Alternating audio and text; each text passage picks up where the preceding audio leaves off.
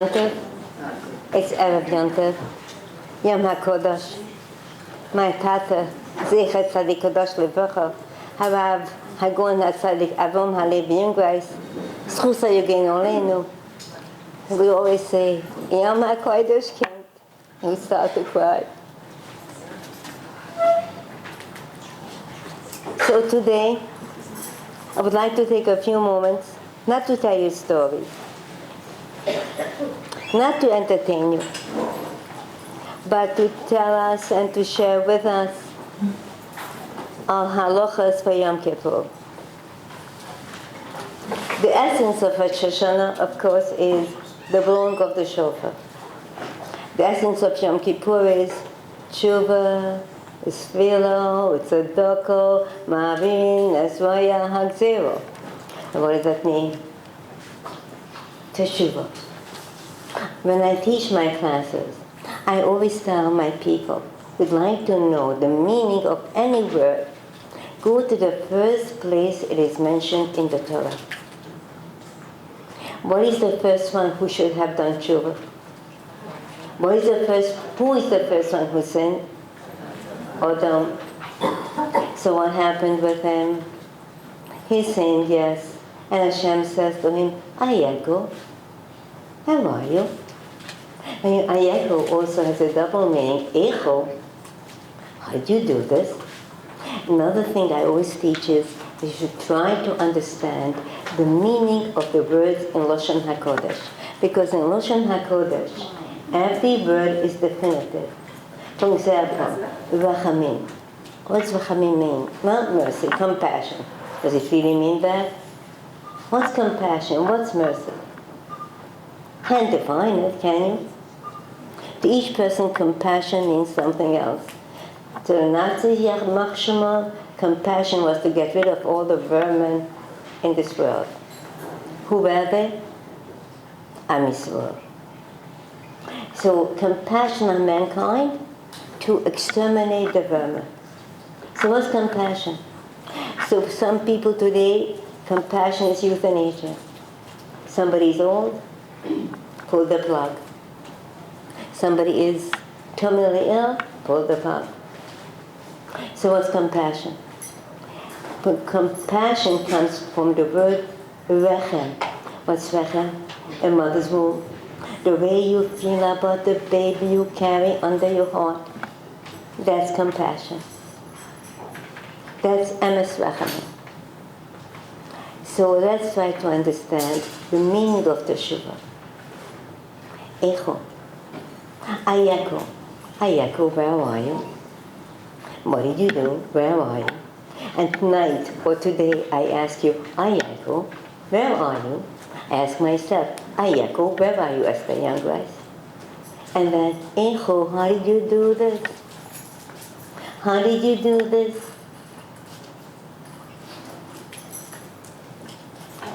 Ayeko, where were you? What's Olam say? What does he say? He doesn't say, Hineni, here I am. I'm sorry, Hashem. Please forgive me. Please forgive me. Slach lanu. Does he say that? No. What does he say? Ho ishu asher nosatu imori. The woman that you gave me. You gave me. I didn't ask for her. You gave me. The kid who says, well, you gave me the car, so don't blame me if I busted it.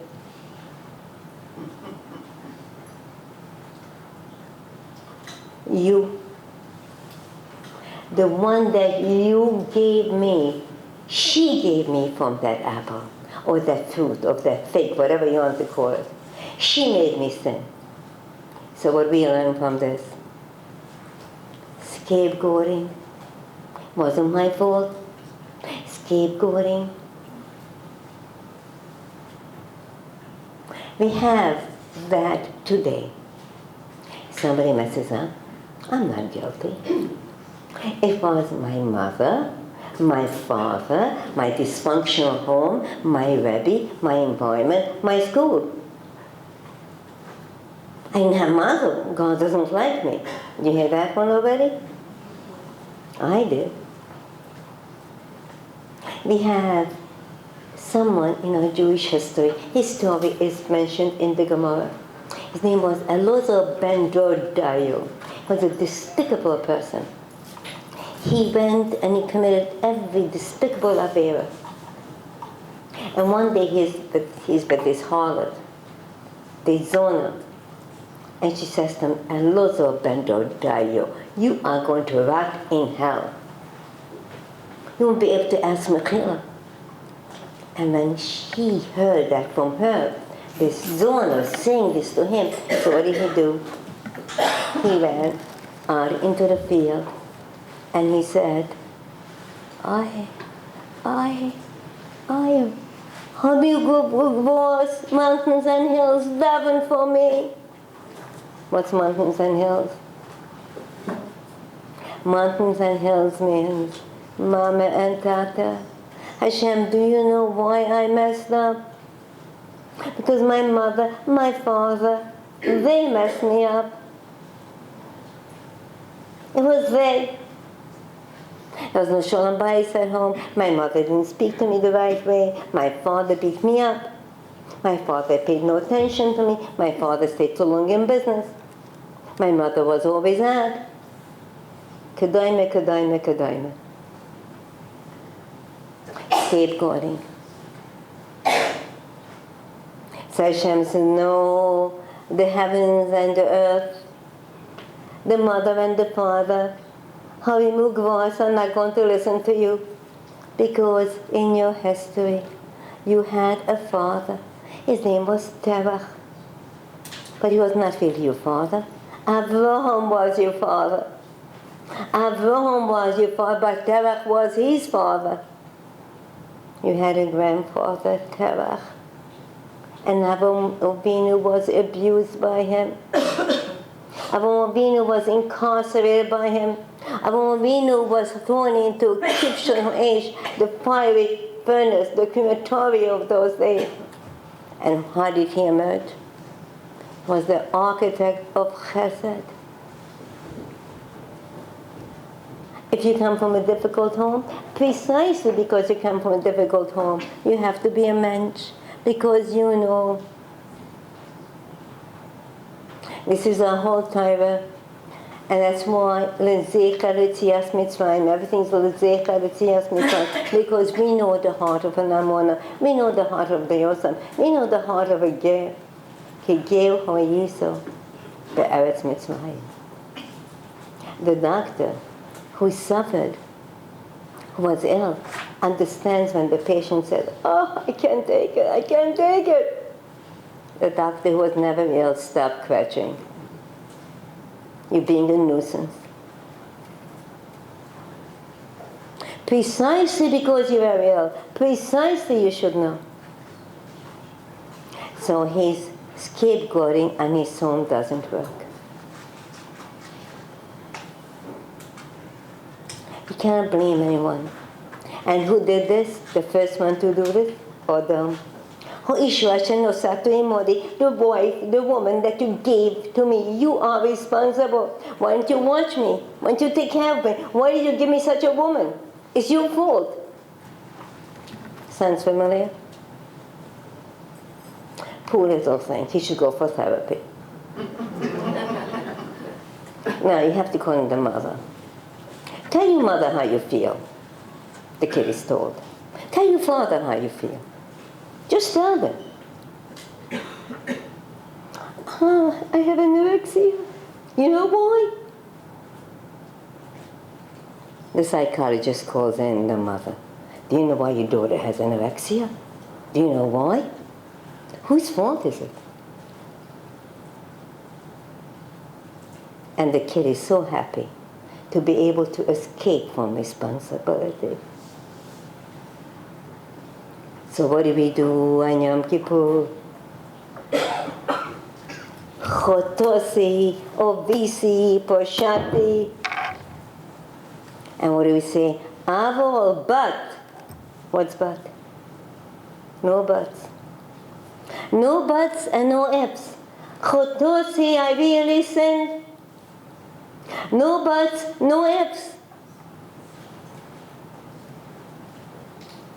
I really sinned. And you know what you do afterwards?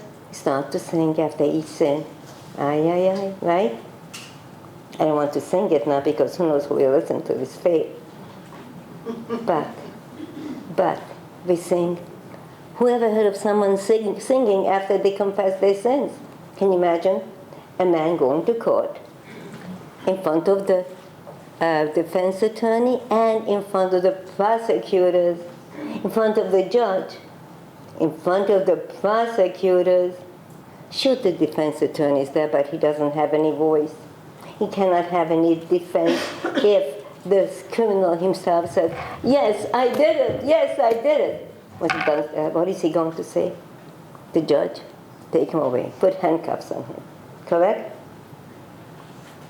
But on Yom Kippur we sing. So why do we sing?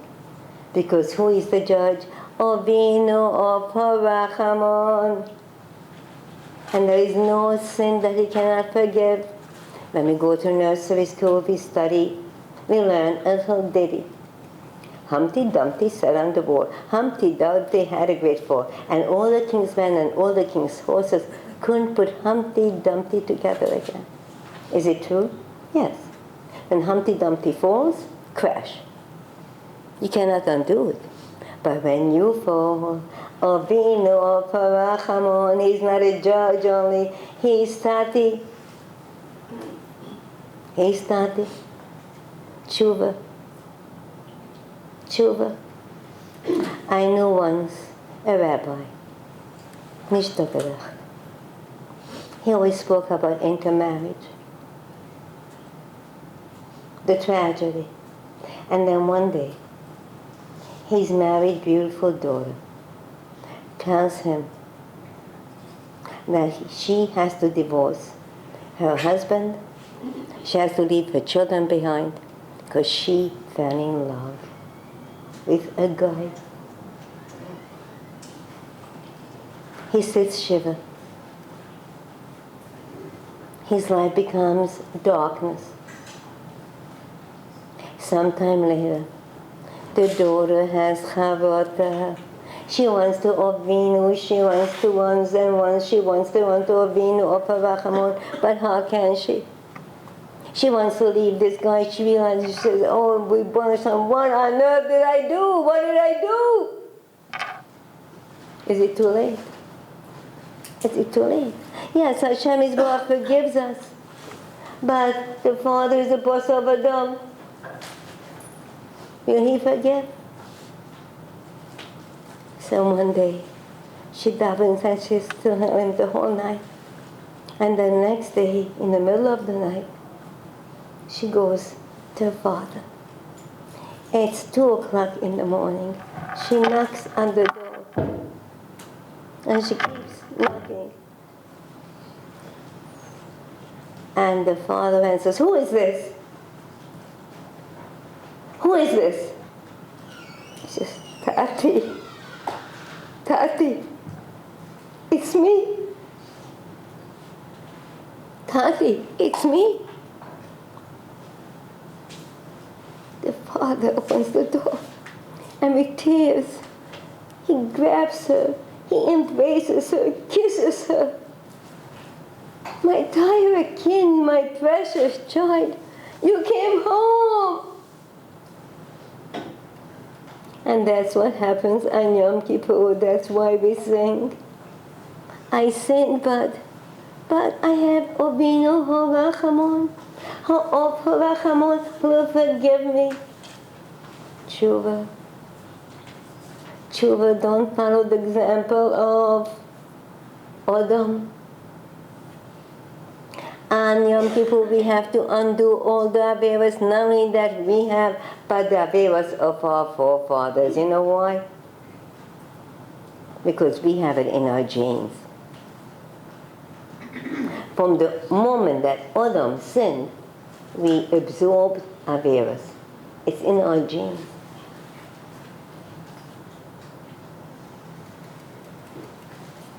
And then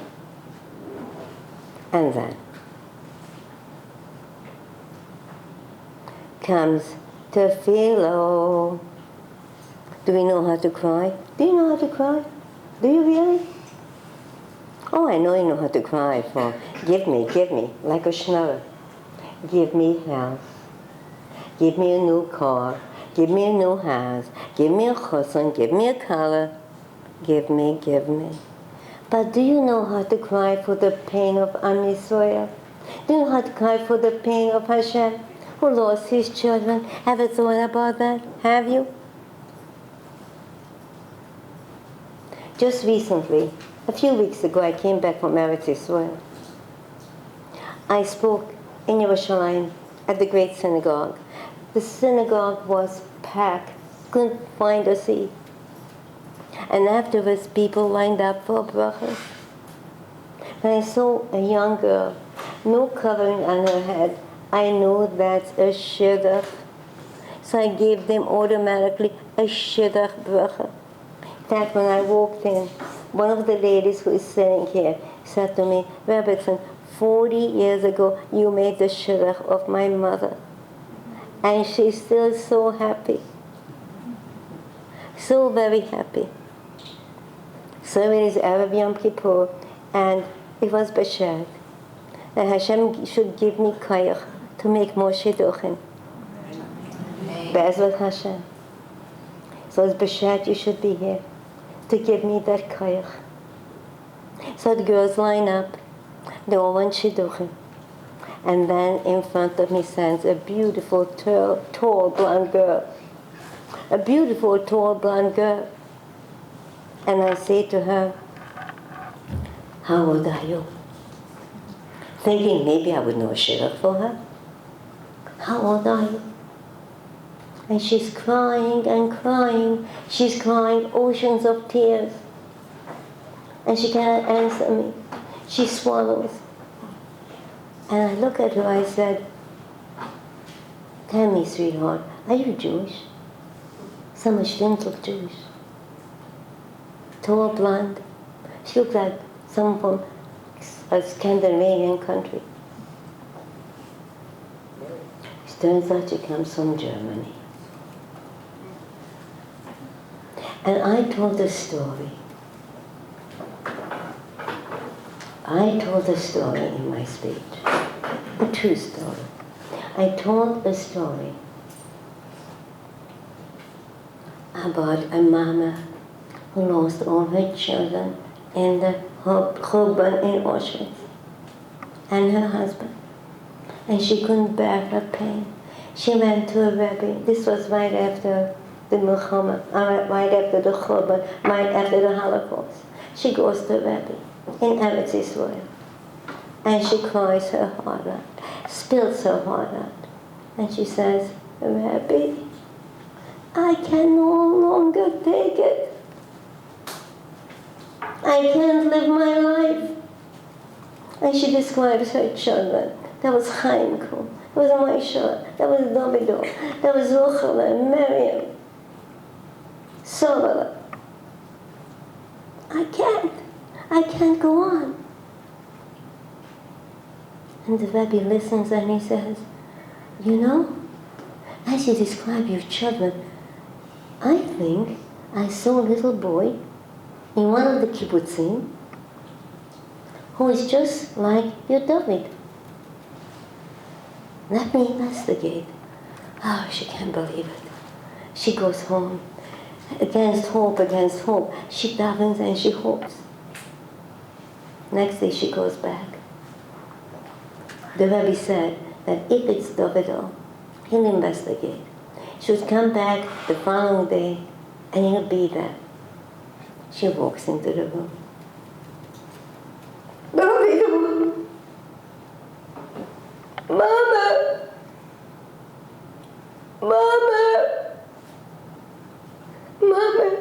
Peace, Daddy. Peace, Daddy. Peace, Moshe. Peace, Chaimku. Peace, Sara. And he mentions all the names. Nicht.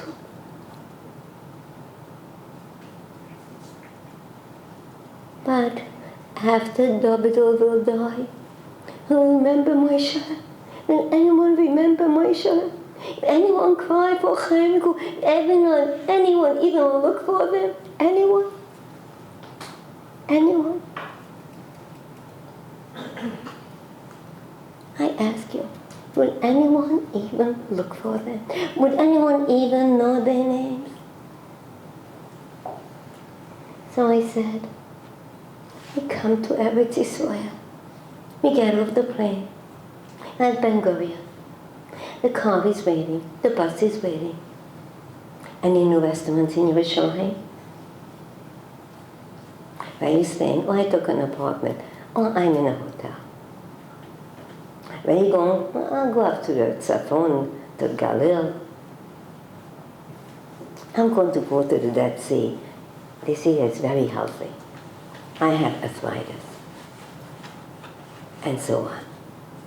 Does anyone say, where is the Beis HaMikdash? Does anyone look for it? Do you miss it? Do you miss it? Do you shed a tear for it? Do you pass in your mind, Hashem, Hashem, where is the Beis HaMikdash? Does anyone miss it? You've been to Eretz Yisrael so many times. Do you ever miss the Beis HaMikdash? Do you ever see, even in your heart, Hashem, Hashem, where is your Beis HaMikdash? Where is this hotel? Where is this restaurant? They don't have it anymore. It was so. Those are the questions. So this girl, Jungreis, from Germany, comes over to me and she's crying. Rebbetzin, give me a bracha. I'm wondering what bracha. But she says it's not for a shidduch, no. Give me a bracha that I should cry all my life like I cried tonight while you were sleeping for the Beis HaMikdash. I should never forget. Please give me that bracha, Rebbetzin. Do I know how to cry? Do we? Do we?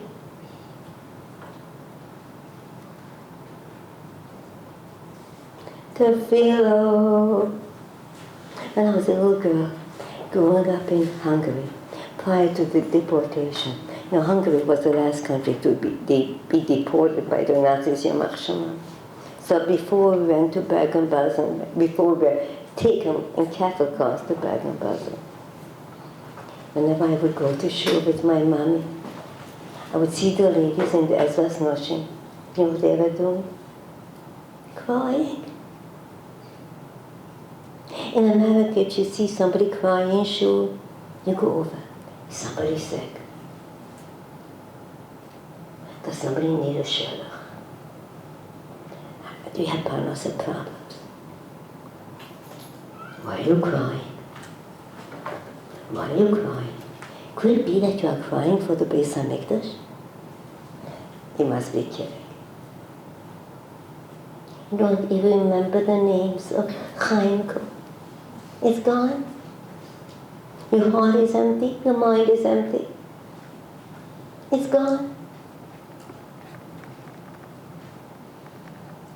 So she said to me, Rebbetzin, give me a bracha.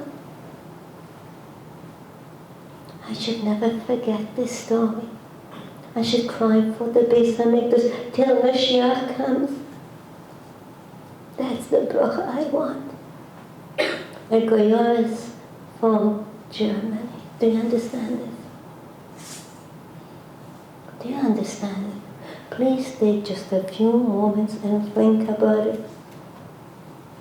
Sure, in Europe, the ladies, all the women, the Noshim Tzidkanios, took their Tehillim, they tzanavana, and they cried.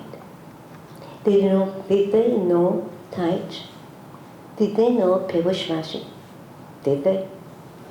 Did they know all the Meforshim that the girls learn today in yeshiva? They're Talmidei Chachamot.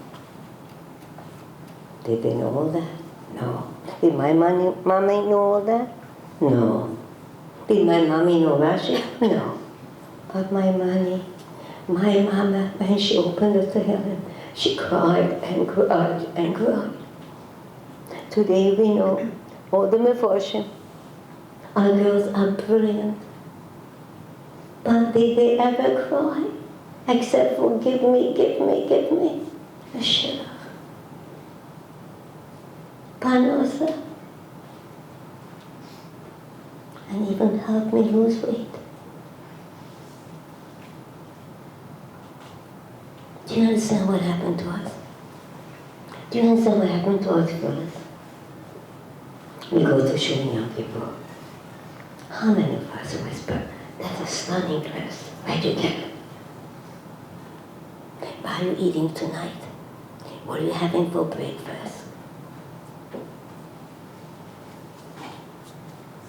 How do you feel? Can you fast? Oh, I can't take it. I need a cup of coffee. Just coffee. I can't wait. What time is it? How many more hours? Is it true or not? Am I telling you what Mike says? Tefillah, tefillah, teshuva, tefillah. And then we come to tzedakah. I'm sorry, I can't give that. If you go to someone who's very wealthy, very often heard, my trust fund is empty right now. How about this gorgeous house? How about all the vacations you take? How about all the clothing you buy? How about that? My trust fund is out. When I was a little girl, in my tati's house, I never heard of trust fund. I never heard of bank accounts. Who had one? I never heard of insurance. Nor did anyone else. No one had, and no one thought, and everyone gave tzedakah.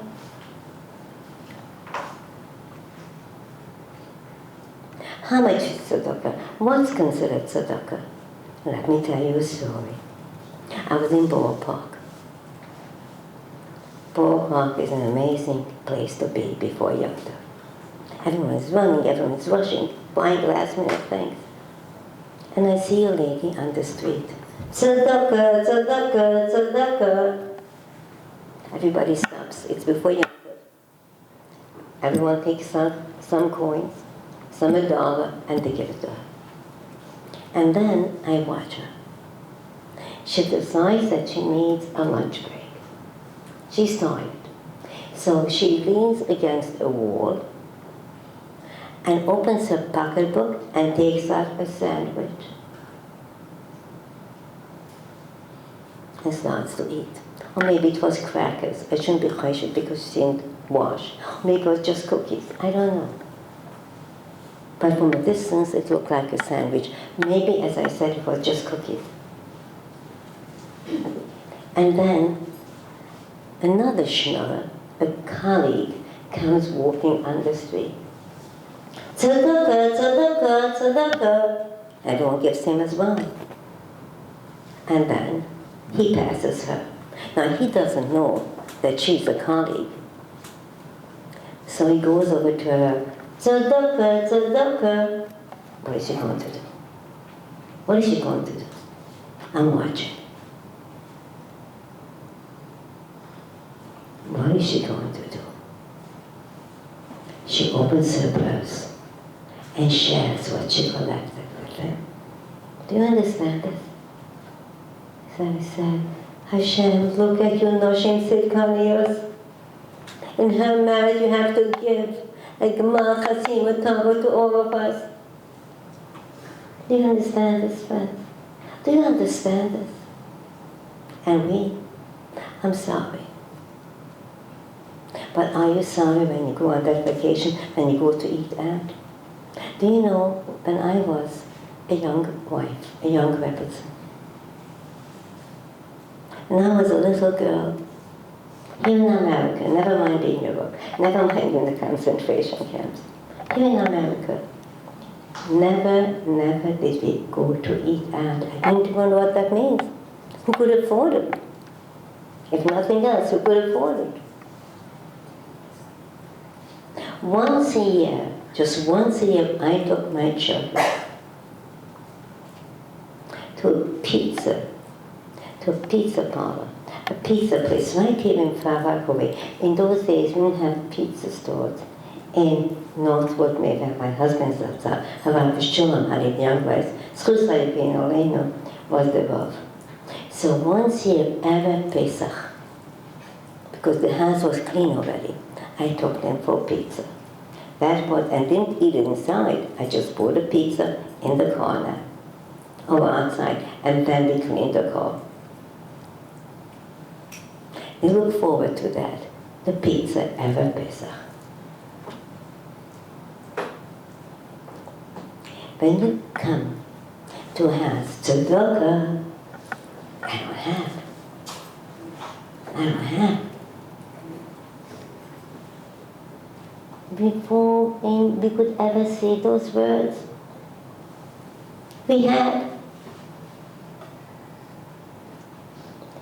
My Tata Zatzal was the chief of Orthodox rabbi of Szegedin. Szegedin is the second largest city in Europe, in Hungary, that is.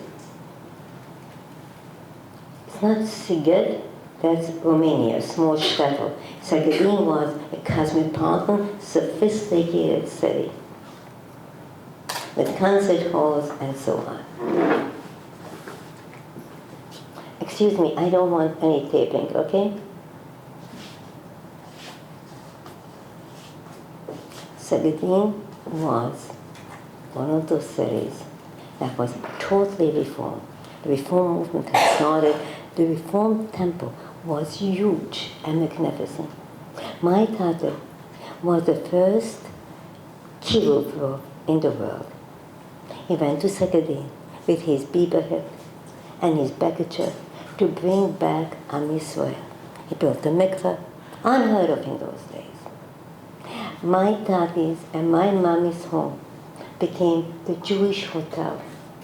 All Jews who arrived to Szegedin, the fiacre drivers, the man at the train station knew that you take them to the Jewish hotel, my father and my mother's place. Then the ghettos were made. Our home became the center of the ghetto. We had in our apartment like 30 people. I always thought we had a very large apartment. I went back to Hungary. I go there very often to speak. And I go for kibbutz of us. I went on one occasion, just on one occasion, it was too painful, to see the old house where we lived. It wasn't a house, it was a tiny apartment. 3 rooms. The kitchen was a corner. But from that kitchen, my mom baked bread, cookies, and cooked whatever she had in the house because Jews could not get food supplies. And she did the laundry of boys who didn't have parents.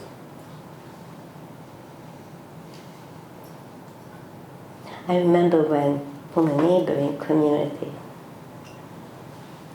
a woman from Zenta, that was a neighboring community from Zenta, came with her transport because from the small shtetl, all the people were transferred to our ghetto. We were the big city. So they brought in a woman, an almana. She was expecting a baby. Her husband they took care of. He was no longer here. No longer here.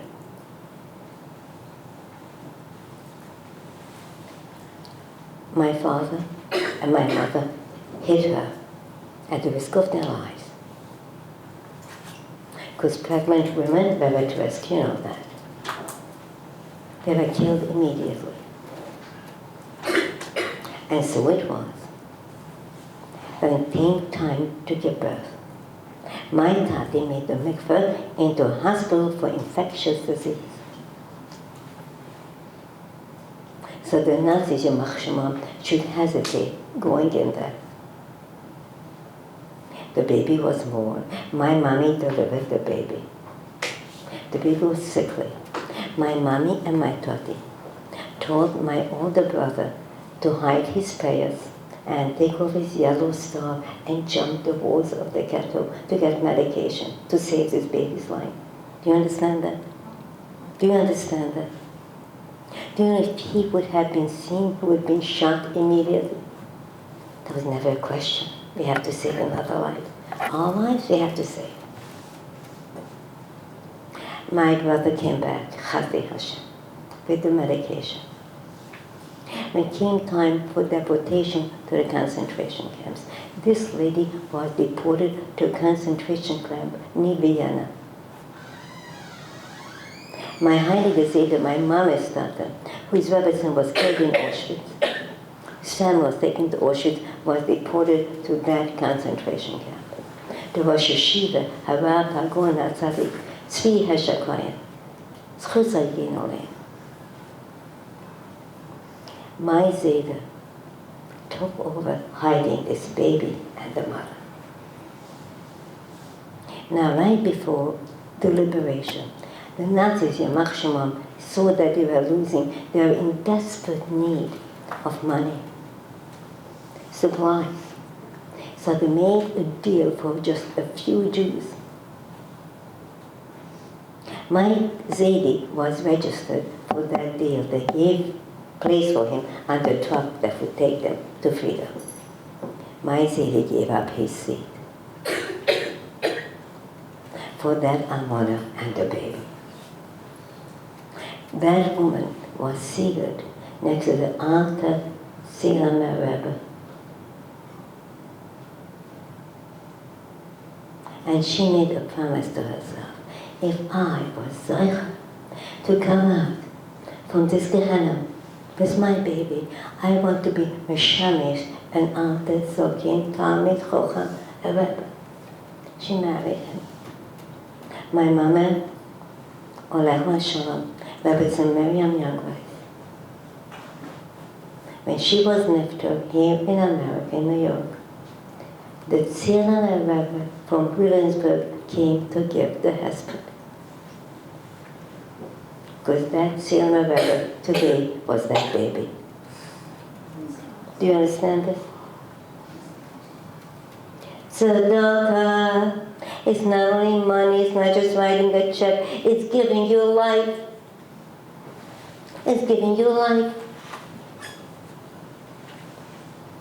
So if we go and help out at Tzedakah, Moised over here, in Farak, or wherever we live, we think we are really great, don't we? Oh, you know, I've been working for Bikur Chaylim, I've been working for this, I've been working for that, and Chas v'Shalom, I'm not minimizing it. I have all the coverage for everyone. So please don't misinterpret what I'm saying. But think of your mamas, your bobbies, your zadis. What was tzedakah for them? In the concentration camps, my mama volunteered for the kitchen. What kitchen there was already? Some soup made from mud. But you know why she volunteered? So she'd be able to give a little bit more soup to the children, to the young ones, and to the very elderly.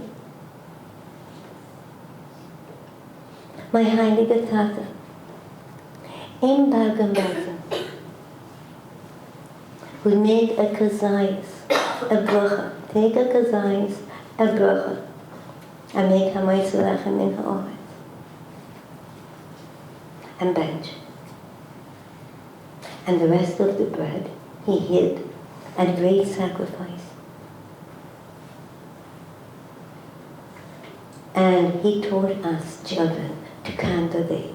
So in the midst of all the vermin, the rats, the cockroaches, the filth, the torture, my father said to us, sing every day. And say tomorrow, tomorrow, tomorrow. And very soon it will be Shabbos. When Shabbos came, my daddy gathered us in the darkness, while rats and mice were running around, and said to us, Zisa lichtige kinderlich, my precious lights. Mach sie dir eindeutig, close your eyes. Wir sind in the home, we are at home. Your mama hat gebackt challah, your mommy just baked challah. I said, Zoe, it's so delicious. I says, wow, it's still hot. And my tati took out those crumbs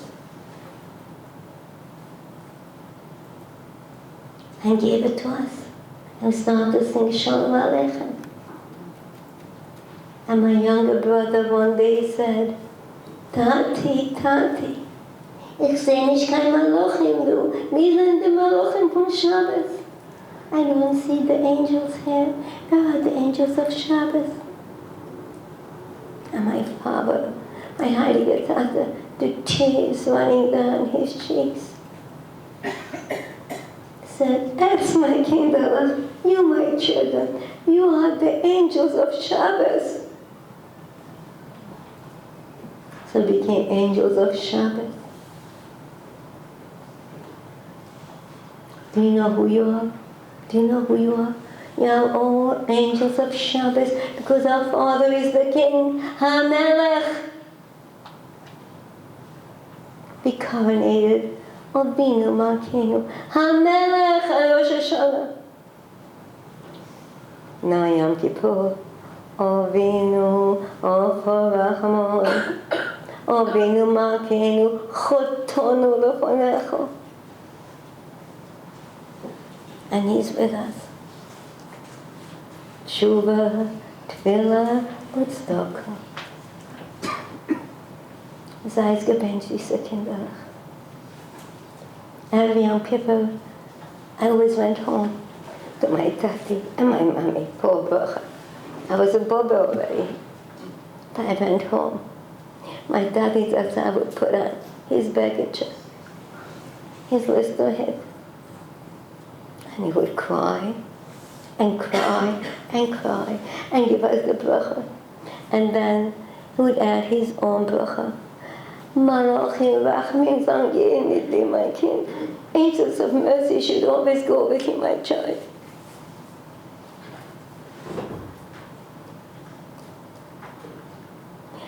Many years later, when my tati was very ill before his patira, I would go twice a day to my tati. I would go into the city to speak at a Hineni organization to teach. So before I went into the city, I stopped either at the hospital or in the house. When I left, when I came into the house, I asked for a bracha. When I left, I asked for another bracha. And then I would come to the door. I was ready to open the door. I went back for another bracha. So my mama would say, Geh schon, wo kommst du zurück? Go already, why do you keep coming back? And I said, Mommy, ich will noch a bracha. Noch a bracha. And my tati said, Ja, mein Kind, alleweil, ich hab gekannt beten, noch a bracha von meiner Tata.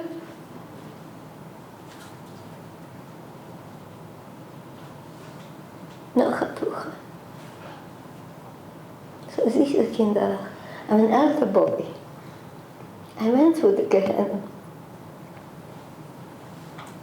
And the Sachner Rebbe, Zatzal, when he left Eretz Yisrael one day, he was in Yerushalayim, he went to America. He was visiting in Eretz Yisrael. If there's no word, it's not really visiting. He was in Eretz Yisrael. And he went to America. So the Hasidim came to the airport and they started to cry. Aber the Rebbe is nicht du, wer wird uns benchen? So the Rebbe said, Kinderlach, my children, when you see a Yid who went through the Gehenna and still believes in Hashem, go there for a bracha.